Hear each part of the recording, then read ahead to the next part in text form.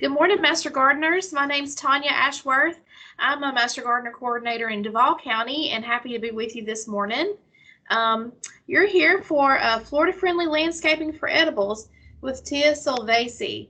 I just wanted to remind you that your camera and your ability to speak and be heard is going to be turned off during her presentation, but the chat is on, so feel free to type up a question in the chat, and at the end of her talk I'm going to read your chat questions back to her, and then at the very end, if we have time left and you didn't get a chance to type something in, you can just ask a question. So I'm going to go ahead and introduce Tia to you. Tia Silvasy got her agricultural roots from growing up on her grandparents' farm in Pennsylvania.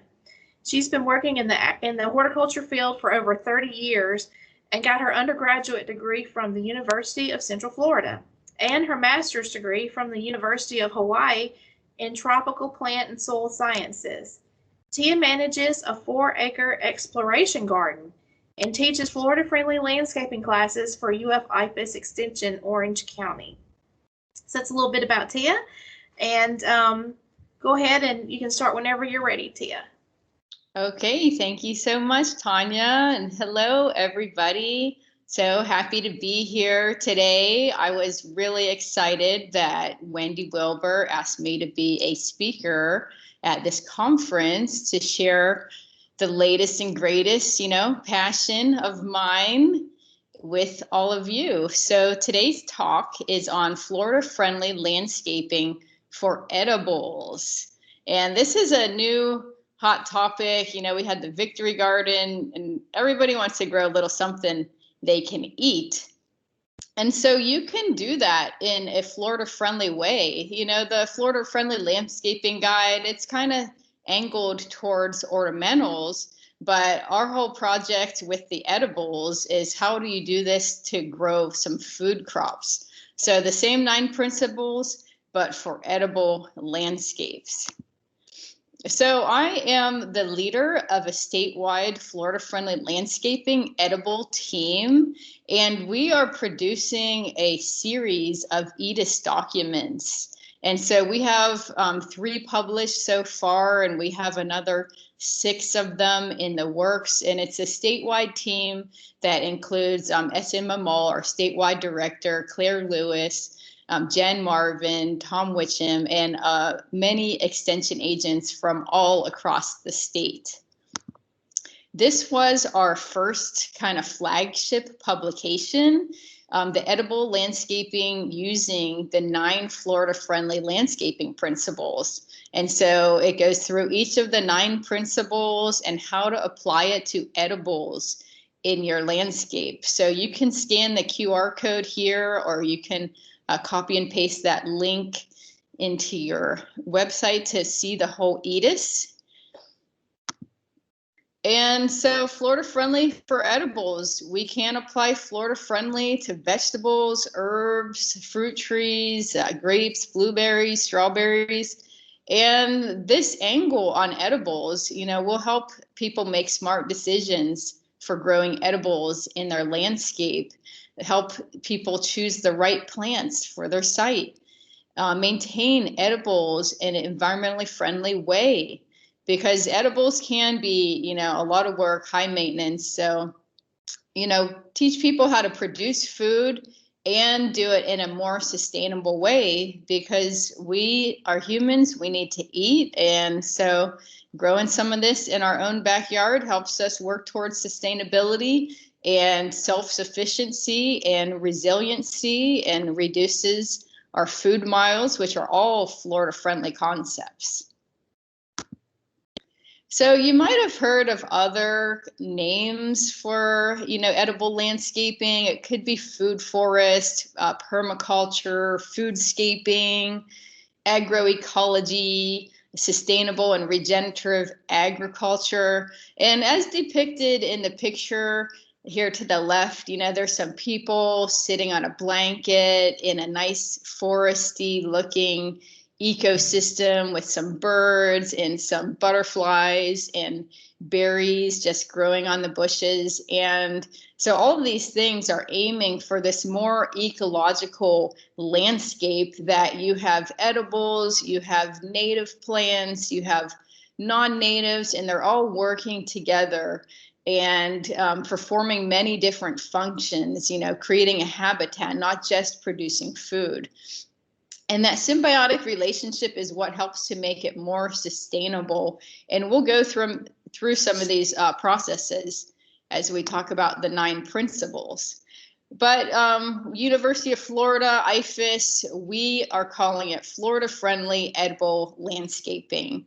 And this is an infographic that I created to kind of depict some of the basic concepts. We all know right plant, right place. But, irrigating edibles efficiently with the drip or like the micro, pictured here under that papaya tree. And, amending your soil with compost, that's always. And also scouting regularly for pests. That's really important for some crops like tomatoes and cucumbers. So let's get into, how to apply the 9 Florida-friendly principles to these edibles. And that's a dragon fruit there with the pink flesh and the pink skin that was grown right here in Central Florida. A lot of these pictures are, things from my yard or around our extension center. And most of them do well in Central Florida, South Florida, North Florida. So principle number 1, right plant, right place. Choosing the recommended plants that match where you live in your plant hardiness zone. And this can be tricky because, in Central Florida, we're in that subtropical region. I have friends in Gainesville that grow all these really tropical fruits in greenhouses. Things are possible. So you just have to experiment and, go by the science, but also just see what does well in your yard because you might have a microclimate. So analyzing your site conditions, this is basic Florida friendly, looking at your soil type, really observing what is your soil moisture, how much light are you getting, what plants can do well in those situations. And like I mentioned, the microclimate effect. So in these 4 pictures are some banana plants. And last year we had below freezing temperatures. You can see like the one on the top left, it barely got frozen at all. It looks perfectly green. And there's some varying degrees. That one was in an understory of some bamboo plants. Whereas the picture on the bottom right, that banana was completely out in the open, so it was more heavily damaged by the frost. Now, of course, bananas are pretty hardy down to, 20-something degrees, so they all came back and they're all producing new bananas this year, and they all look great. But the microclimate can have an effect, especially if you're growing things that are slightly out of your zone.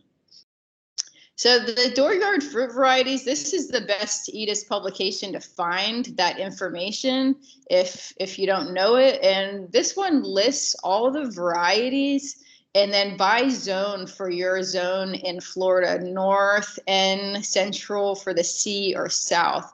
So for example, if you were to grow something like blackberry, it helps to pick out the varieties that are better suited for your zone because they have different number of chill hours. So this is found in the table 1 of the Dooryard fruit varieties publication here by Dr. Jonathan Crane. And you can look that up. It's a great one I give to people all the time.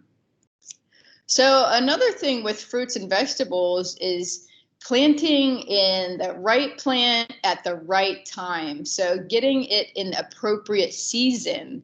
And here I'm planting some green beans. As you may know, you can plant green beans at least like twice a year, in the warm season in the spring, in the warm season in the fall.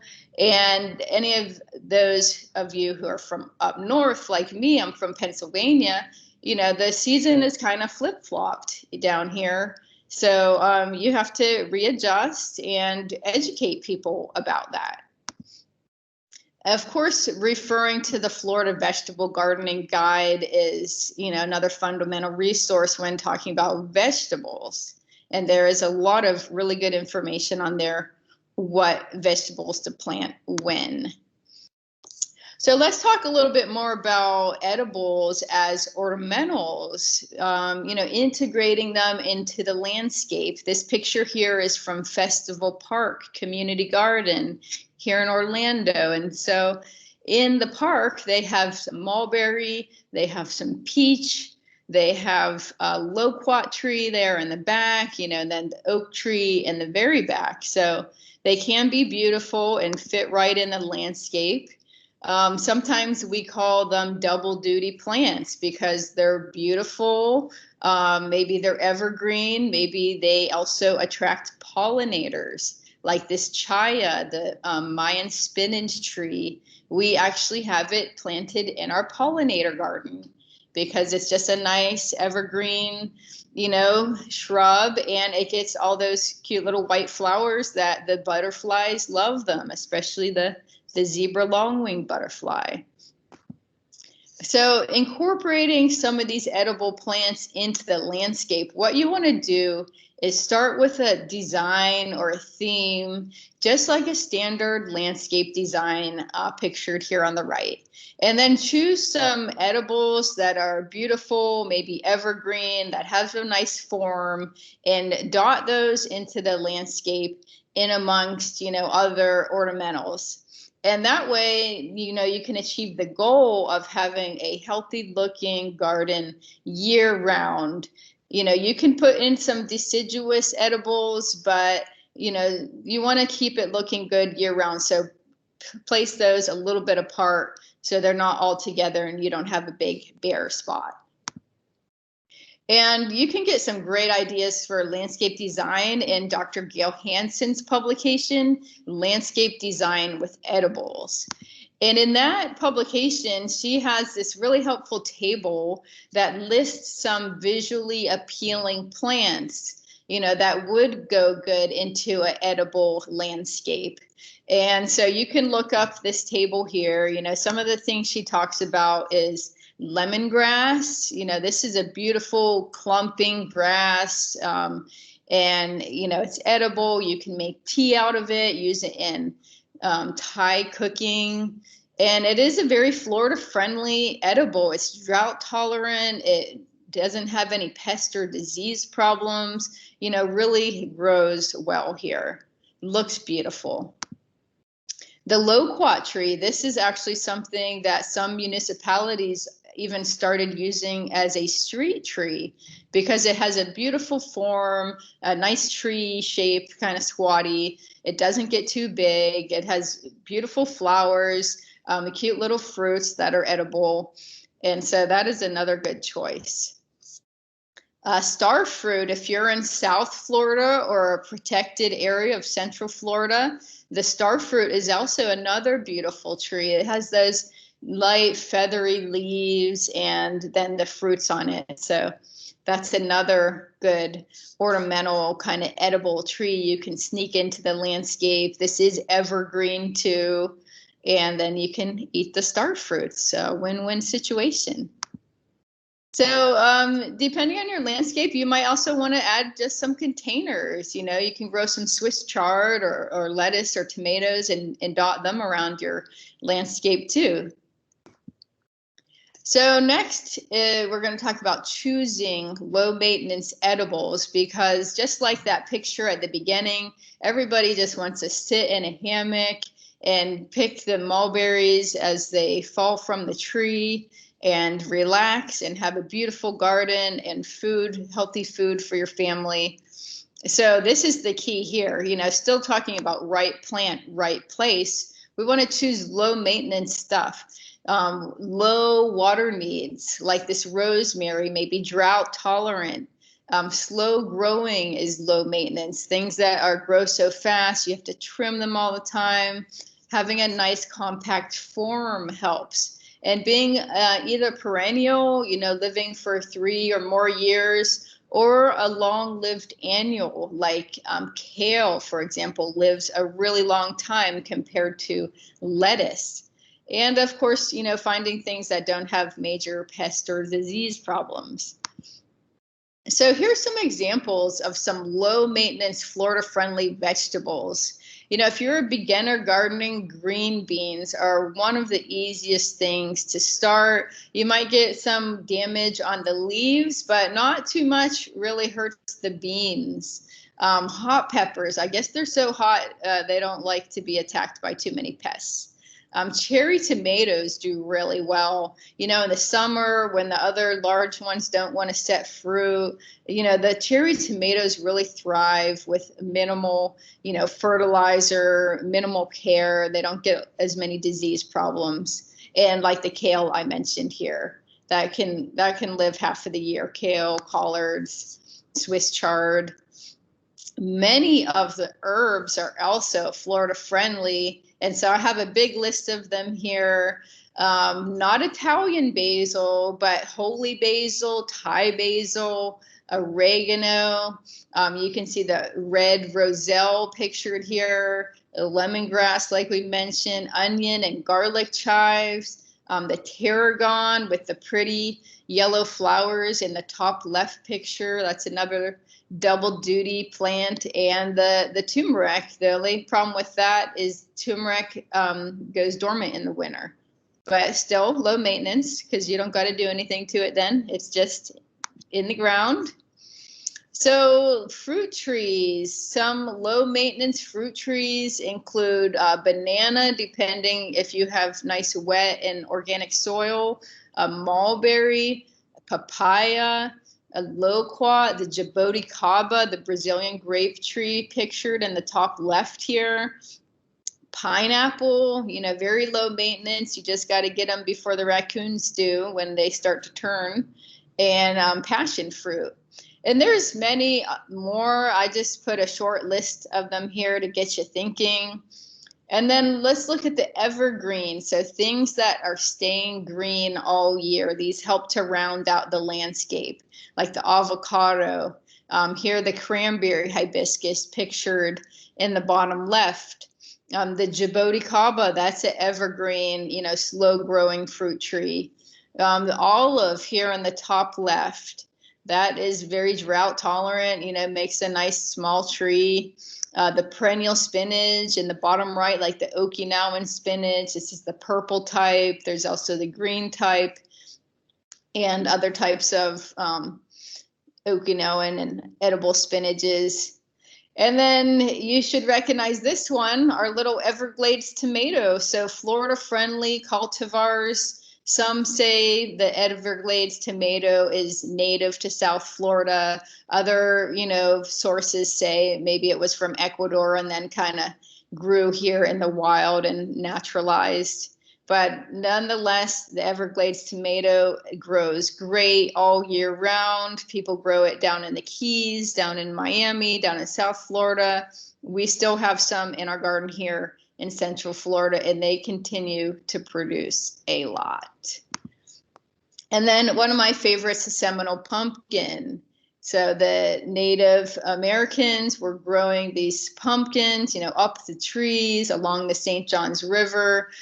Both of these tomato and pumpkin here are heirloom, so you can save the seeds and grow them, share the seeds with your friends. I know I've given some seeds to our master gardeners here in Orange County, and, keep it growing on. So, you want to avoid high maintenance edibles like this yellow squash that is infested with caterpillars, like squash and cucumbers, the large tomatoes, sweet corn, citrus. When we get citrus in the plant clinic, it's like, yeah, it has every disease, nutritional deficiency, and insect, so if you want to grow these things, that's okay, but just be mindful of that and know you are going to have a higher level of maintenance. maybe with some pesticides or fertilizer. So moving on to principle 2, and don't worry that I already spent half the presentation talking about principle 1, because that's the way I planned it to be. So watering efficiently. So this is very important for edibles because we want those nice fruits and vegetables to develop properly, but we also don't want to waste water. So here's how you do watering. 1, you need to observe your plants, be checking on them daily. And 2 is to choose low volume irrigation like drip or micro sprays or bubblers. And 3, you might have to adjust the irrigation during the life cycle. Think about when you're just planting some seeds, you need to water them more often, and just a little bit of water. Whereas where they become more established plants, you can kind of get to a more regular watering schedule, like a couple times a week for a normal amount of watering. Again, trees and shrubs, after they're established, some of them can withstand drought better, but still be careful of the irrigation and provide them water, in times of drought or when they're in those critical growth stages like flowering or fruiting. So here's some drip irrigation we have on our green beans. You can see the little hole in the line, and on the right here is for some pumpkins. And you can see how the drip just nicely wets the surface and deep down in the soil, but it's not wetting the leaves. And this is important for crops that are susceptible to like downy mildew. We don't want to get the leaves wet. So here's some low volume watering for trees. You can do like a drip line, like on this citrus here. A lot of people use tree bubblers. You can put one of them or one on each side of the tree and do 2. So those are great methods for watering edibles efficiently. So on to principle number 3, fertilize appropriately. Edibles have special nutrient requirements, and so, maybe buy the specific fertilizer for those. Look at our UF IFAS recommendations for your crops. The vegetables are one thing, but for your fruit trees, you need to look up each EDIS publication. And that's one thing that we're working on, is to kind of summarize those fruit tree recommendations for fertilizer and make it all into one document, so you don't have to look up mango by itself and lychee by itself and avocado. We can put those in a table that would be more digestible for home gardeners. And then fertilize the trees and shrubs, out to the drip line. That's where all the feeder roots are. So fertilizing is something that is very important for edibles because they often have those special nutrient requirements.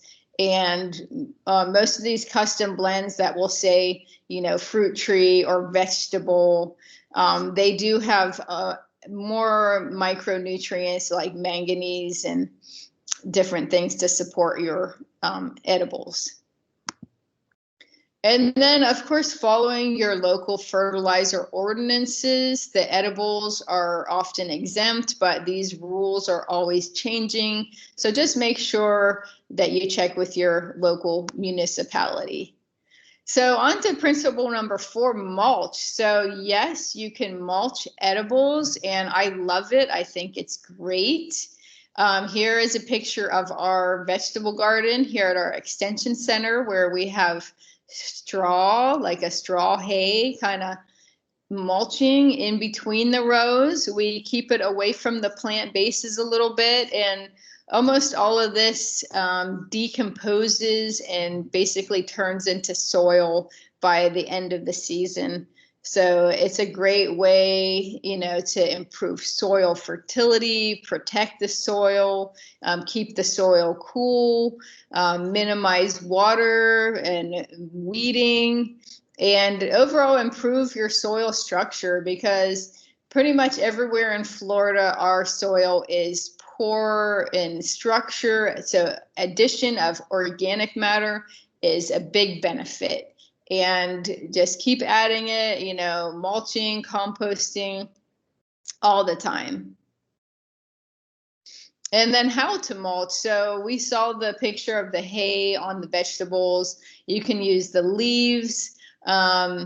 You know, on the tender vegetables, you got to be careful. Like, don't use the woody mulch, but once you get to established plants or trees or shrubs, then it's okay to use the wood chips or the pine bark to put around those. And as always, you know, don't put the mulch right to the base of the plants. Keep it a couple inches away. And then let me see if I can show you my video about my mulch factory here. So here's one of my favorite plants. This one's a vetiver grass, and I call it a hay factory because I just gave a little haircut with my grass knife, or you can use scissors, and look at all this carbon. This is a carbon crop right here. Look how it beautifully mulched like my whole garden, my turmeric and my bananas, all the way up to where my bamboo leaves start taking over. So plant vetiver around your vegetable garden, add it to your compost. It is a beautiful plant and makes lots of carbon to add to your soil. Okay, so if you want to, you know, get more advanced, then you can grow some vetiver grass or other clumping grasses and kind of chop and drop it to grow your own mulch. So mulch is good, and it's definitely an important part of a sustainable garden. Okay, on to principle number 5, which is attract wildlife. So yes, this applies to edibles too, in a couple different ways. So one, our vegetables need pollinated. Pollination, you know, can occur by wind, but in a big part, pollinators like bees and butterflies and wasps and flies help with that. So here pictured is an eggplant with a big bumblebee in it helping to pollinate to produce that eggplant fruit. So attracting pollinators, allowing them to do their work. Also planting some native edibles like the elderberry or the muscadine grape pictured here. They're food for us. You can make all kinds of elderberry products and wine, and they're good for the wildlife too, you know, native plants for native wildlife. And so, you know, kind of creating that ecological landscape, that like food forest type thing where you have many different layers. You have your canopy tree, you have some vines, you have some ground cover, and including some of these edibles, the native edibles in there for you and the wildlife to eat. So next topic is to manage pests responsibly. And here you can see the caterpillar eating the cucumber leaf and all that frass or the caterpillar poop in there. So again, if you're growing cucumbers, you know, check daily for those pests. So managing pests responsibly, well, one, be realistic and know that there is not going to be a yard that's insect, disease, or weed free. And then 2, planting the right plants that are low maintenance and pest resistant, that helps. And then you get into the scouting. So checking your plants regularly. It's a great healthy habit to every day, you know, wake up and go check on your garden, look on the undersides of the leaves for some bugs, you know, look for that frass, that caterpillar poop in there, and just be checking on it.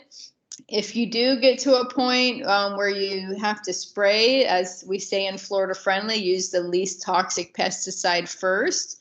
Some types of organic gardeners, they just do a daily hand squishing, and that works for them. But if you are going to use pesticides it's important to rotate the pesticides and use different ones that can target the same insect so they don't build up resistance.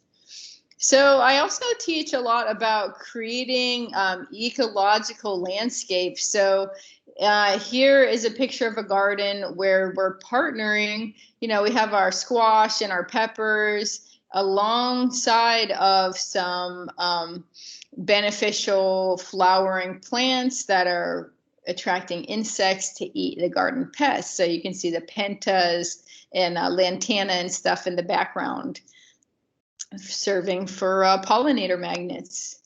So along with the fall vegetable gardening, October, November is also an excellent time to plant flowers. And so we currently have like a wildflower program where we are teaching people how to grow these flowers. And a lot of them you can grow from seed, and they're, you know, open pollinated. They will regrow, you know, once you save the seeds. And so here are a favorite of my flower species that we plant in our exploration gardens here to help attract those beneficial insects, you know, to combat the garden pests and just to have a more ecological landscape. So for the natives, we have the state wildflower, the tick seed, Coreopsis lanceolata.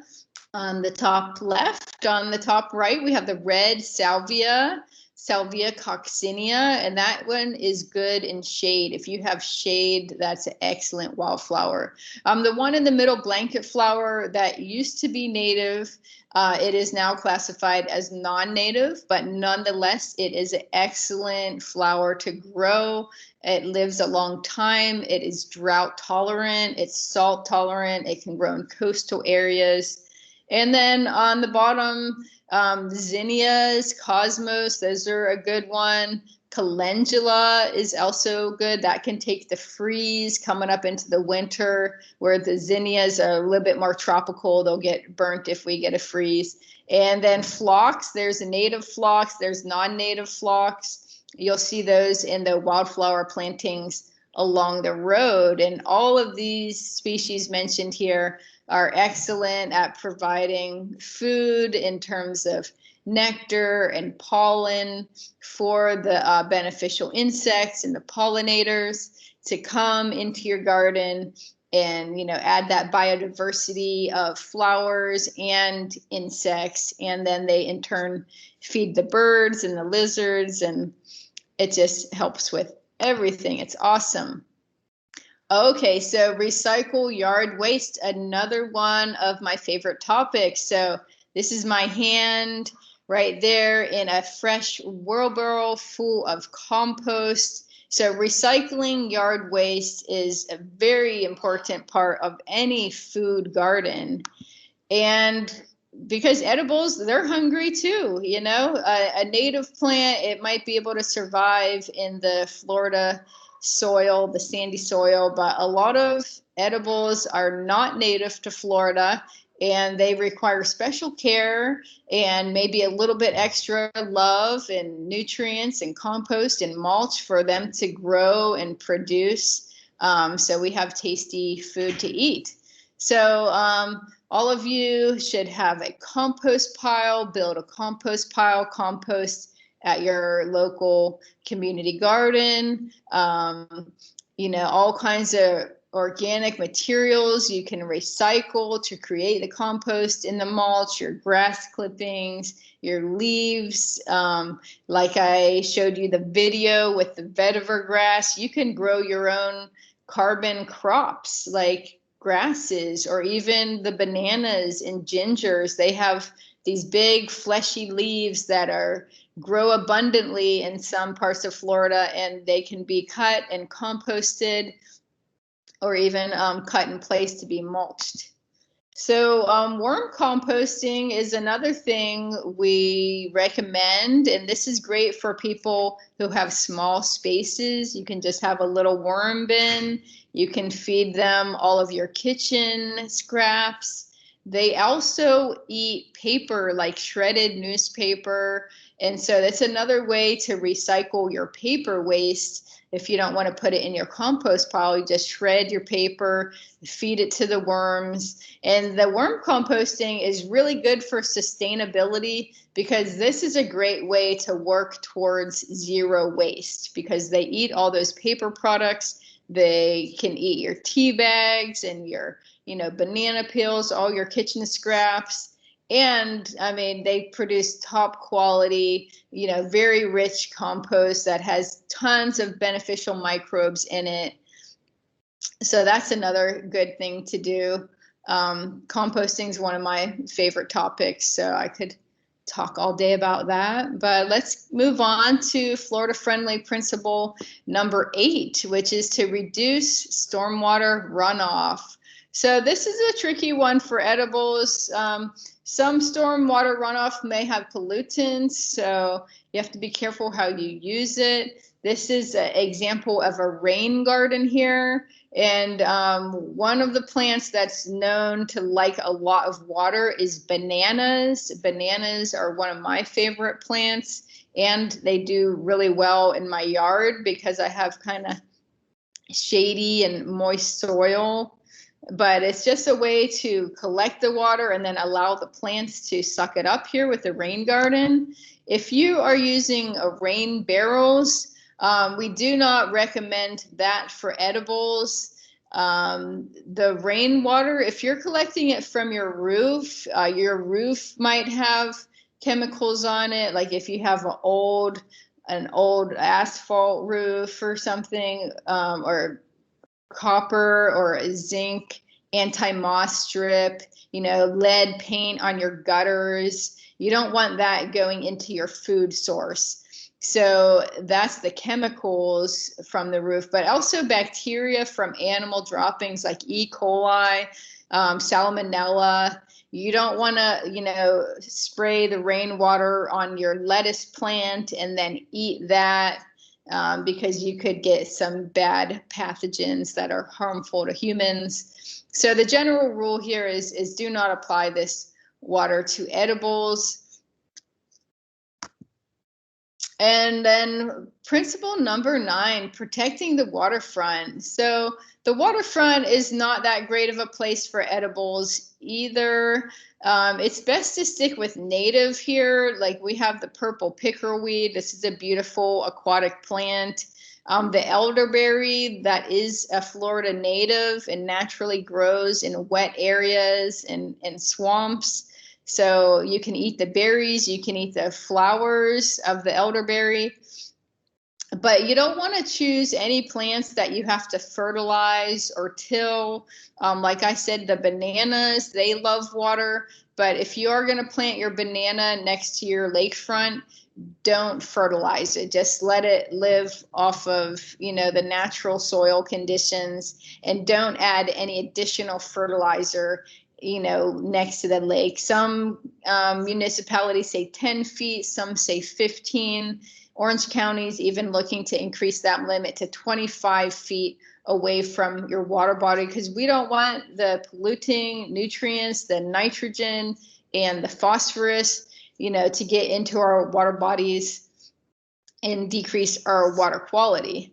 So I am going to wrap it up here on just some fun little tips on how to grow edibles, because part of having a Florida-friendly edible landscape is having fun with it and growing things and sharing seeds and propagating plants. So we do like a permaculture plant propagation class at our extension center where we do seeds and cuttings, and you can get all kinds of cool plants that grow from these very basic methods. So here's some of the things that will grow from seed. There are many more, but this is just, a list to get you thinking. So beans and peas do excellent. They're probably the easiest because they're in those dry seeds and just pop out. Passion fruit like papaya pictured here, the Seminole pumpkin, the Everglades tomato, hibiscuses, okra, anything in the hibiscus family, very easy to save seed from. So when you're picking the seeds, here's some black-eyed peas. You want to make sure you get them at the correct ripeness. So, you know, when they're on the left side of the screen here, they're green, the baby pods. You know, you can eat them raw or stir fry them. The seeds are not yet mature in them. Once you get into the yellowing pods, you can see almost like the black-eyed peas inside of the pods. They'll be very plump and they'll start to turn nice and yellow. So that is about the earliest stage that you can harvest them for saving seed. And what you really want is them to completely dry out and turn brown. And that's the best time to save the seed. That goes with all like beans and peas, like gandules or pigeon peas or green beans, rattlesnake beans, whatever you're going to grow. So here's another one from seed, the passion fruit. So a lot of the tropical fruits, they like to kind of be planted fresh. So I like to, you know, suck the little juices off of the seed and then plant them right away, you know, 1 or 2 per hole. And here I have them in a flat that helps to conserve water. And then you'll have, you know, hundreds of little passion fruits growing up there. So that's another easy one to save the seed. Luffa squash. So you can eat the luffa when it's really baby, but this is more like a utilitarian kind of plant. And look at those beautiful flowers. I mean, attracting pollinators to the garden, looking beautiful. People walk by and ask like, wow, what is this plant? It's so beautiful. Well, it is a luffa squash. And you just let that one dry out and then you peel it and you shake the seeds out of it. And there's beautiful little black seeds in here. So that's a really fun one to grow. And at the last plant swap, everybody had tons of luffa seeds. So it's an easy one to grow. You're going to be really successful at growing it. Looking at different types of propagation here, cutting, division. Pictured here on the right is the dragon fruit. So that's a cactus, and that grows really easily from cutting. The banana is more like division, as well as lemongrass and turmeric. Cassava, that does great from cutting. And some of your fruit trees like the mulberry, that one you can take cuttings. Peppermint, that's good to keep in a grow box. That can definitely grow a lot by division or cutting, either one. So here's bananas. You can just dig it out. You can cut it in half. You can cut the little pup off of it after it grows a little bit bigger, and share them with your friends. Bananas are fun to grow. They're like the elephants of the plants. They like a lot of you know, water, a lot of organic material, and then hopefully you'll get some tasty bananas. And then here's the turmeric. Again, this will go dormant in the winter. So right now the plant is starting to flop over, and once it kind of completely dies back, then that's a good time to dig up the roots. There is a little bit of work to clean the soil off of them before you're going to make tea or add it to your food, and keep the good ones to eat, and the little runts, you know, put them back in the ground and grow them again next year. It's a great crop. It's easy to grow, especially if you have shade and moist soil. So that pretty much wraps it up. Be sure to check out the EDIS publications that I mentioned and many, many more, and our Florida Friendly Landscaping website. And you can follow me on Garden Florida Facebook page. And another picture of my ice cream bananas here. And they don't taste like ice cream, but they are very creamy and soft and smooth and excellent in smoothies, or if you are one of those chefs that like to make the banana ice cream just so creamy and delicious. So I hope you have fun growing some edibles and incorporating them into your Florida-friendly landscape. Thank you very much for having me. I hope you guys are having a great time at the conference. And I'll take some questions now. If we have any questions, tell me, what are you growing and what questions do you have? Hi, Tia. We had some questions in the chat. Great. One of them was about blueberries, rabbit eye blueberries, and what zone might they be in? Okay, the rabbit eye blueberries are more of a northern Florida thing, like Marion County. So that would be zone like 9A. They can be grown a little bit in Orange County, but usually kind of north of here is the better place for the rabbit eye. Okay. The next question we had was about sugar apple. Can that be grown in Central Florida? It can be grown, but it's more of a zone 10 type of plant. So it depends if you have a greenhouse or a microclimate or a pond or a west-facing concrete wall to help keep it a little warmer, or maybe plant it in some understory of some large pine trees or something. But usually that's a little bit more tropical, and we still do reach below freezing temperatures here in Central Florida from time to time, from year to year. Okay. And there was a question about using hay as mulch, and wouldn't that introduce weed seed, and would straw be better? The hay, the straw, yeah, you do want to try to get stuff that is weed free. And so straw, it just depends on the source, and you can try it out. But like if you can talk to whoever you buy it from, they could tell you better, you know. Okay. Another question about a zone. Will vetiver grass grow in South Florida? Yes, vetiver will grow in the tropical areas. Okay. And then you mentioned using worms for composting, and there was a question about red wigglers. I can't say it. Red wrigglers escaping and eating things because they don't always get a freeze to kill them off.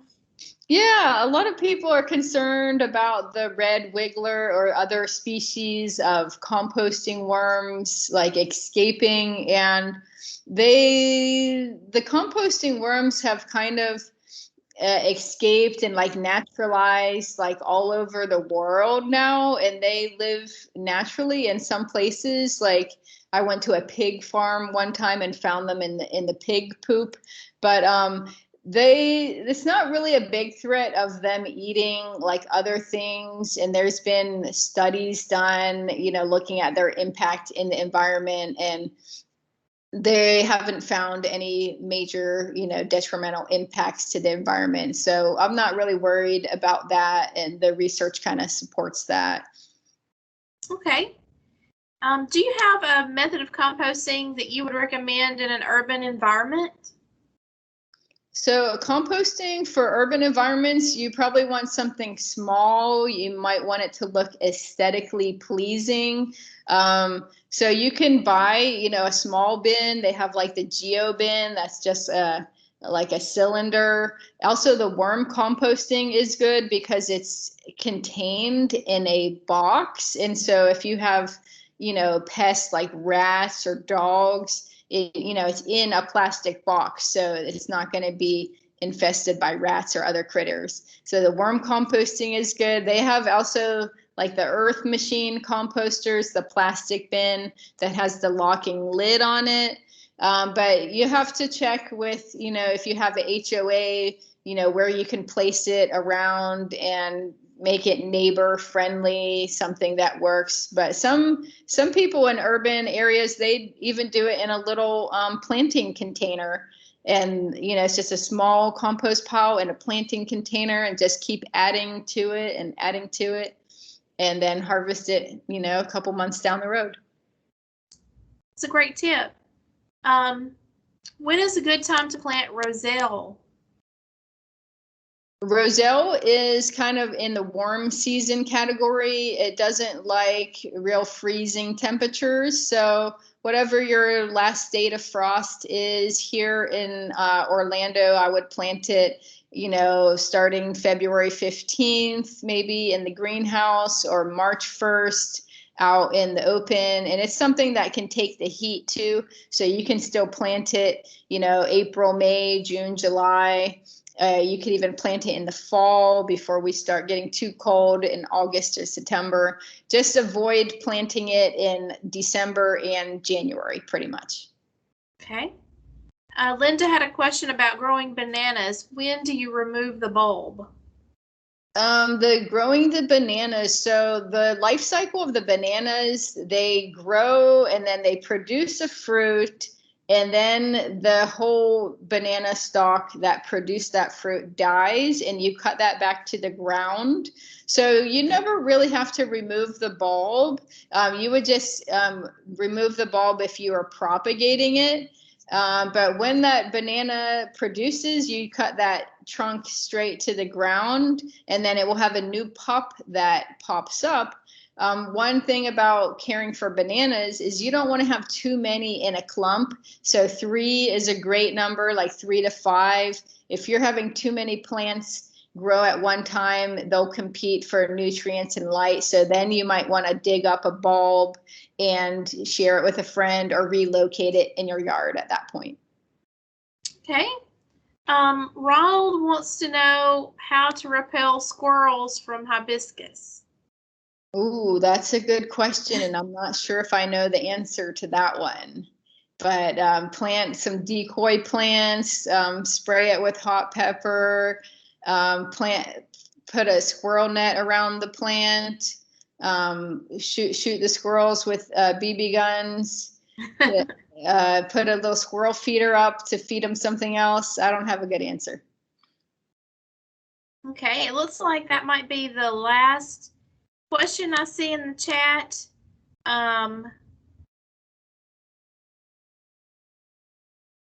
Lots of good comments in the chat, lots of thank yous, great information. Thank you for presenting the lesser known edibles. All right, so if that's all, I just want to thank you again, Tia, and remind everybody that to get to your next event, what you do is you go back to your agenda and click on the link for the thing you want to go to next. Sounds good. Thanks so much for having me, and you guys enjoy the rest of the conference.